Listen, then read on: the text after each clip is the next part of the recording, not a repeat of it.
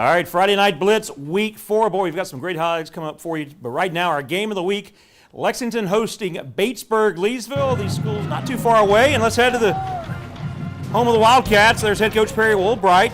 He's a former Batesburg-Leesville coach. In fact, he was there before he took over as athletic director and head football coach at Lexington.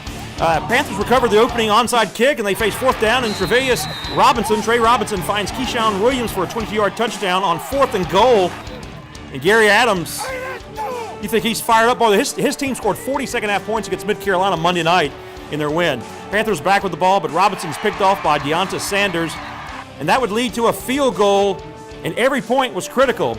Lexington back with the ball down 6-3 when Taylor Mathias gets the call, picks up excellent yardage into Panther territory.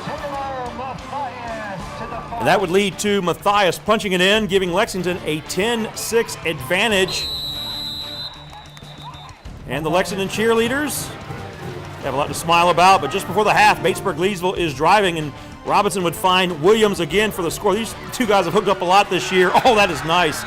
30 yards on the hookup. Panthers up 12-10 at the half, but Lexington would come back to take this one a nail-biter, 20-19, Wildcats over the Panthers. Well, Dutch Fork taking its 29-game unbeaten streak to Blythewood, and that is Trey Irby, number 95. He is a Shrine Bowl selection. He's also one of the nominees for the Richland County Mr. Football Award. Not that guy, that guy. Those nominations came out earlier this week. All right, here we go. Ty Olenchuk.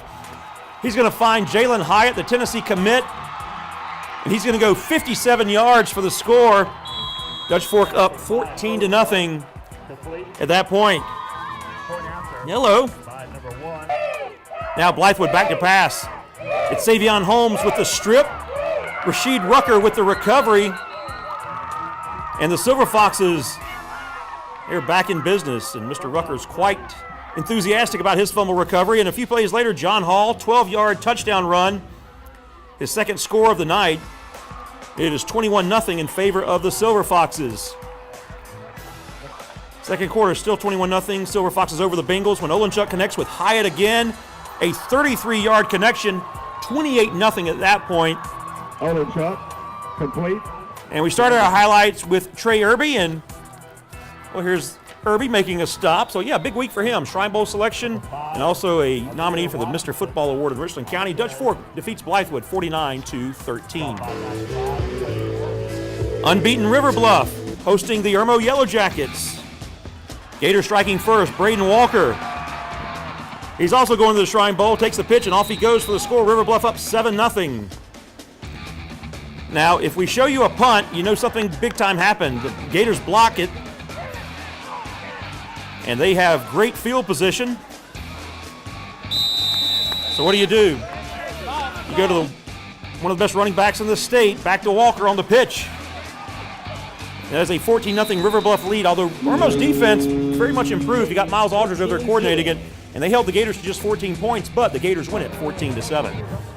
Over in Red Bank, White Knoll taking on Gray. There is Nick Taste, who was also named to the Shrine Bowl team, a great honor for him in the White Knoll Timberwolf program. And just before the half, we are tied at 28 when Avion Smith gets it in for White Knoll. He powers his way in, 34-28.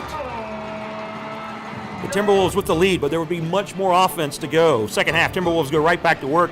Smith finds Darius Jones. I think that's called putting it down the chimney. And Timberwolf head coach Dean Howell likes what he has seen. He's liked what he's seen a lot from his team this year. They came in 4-0. And more from White Knoll as Smith rolls left and finds Murray Newell for the score, 49-28 at that point. And White Knoll improves to 5-0 with a basketball-like score, 68-42 over Gray Collegiate Academy. Unbeaten Sumter hosting Northwestern. The Trojans making the trip down I-77 and zipping over to Sumter. A couple of Shrine Bowl players on their roster looking to make an impression. Pick things up in the second quarter. Cam Eox with a big hit. Hayden Vasquez pass is almost picked off, but it somehow winds up in the hands of Marcus Lane, who picks it up for the first down for the Gamecocks. And then a couple of plays later, the Gamecocks would finish up the drive with a field goal to extend their lead to 23-0. Then on the next Trojan possession, Sumter linebacker DJ Jackson picks off John Duran's pass to end the half. The Gamecocks roll past the Trojans in this one 40-0, and they are 4-0 on the season. Spring Valley on the road facing Chapin. Now this was a great one. Second half, Chapin's Roger Padroni connects with Xavier Short for the touchdown. Chapin up 28-14. The Vikings would respond. DeQuandre Smith has been running that spread attack for the Vikings this year. They're getting away from the flex bone. They're going to a spread attack, and that ends up in a touchdown for the Vikings. Now, fast forward under 2 minutes left in the game. Spring Valley is down 35-28. And Smith will scramble and find Quanta Jackson. Nice catch there into the end zone.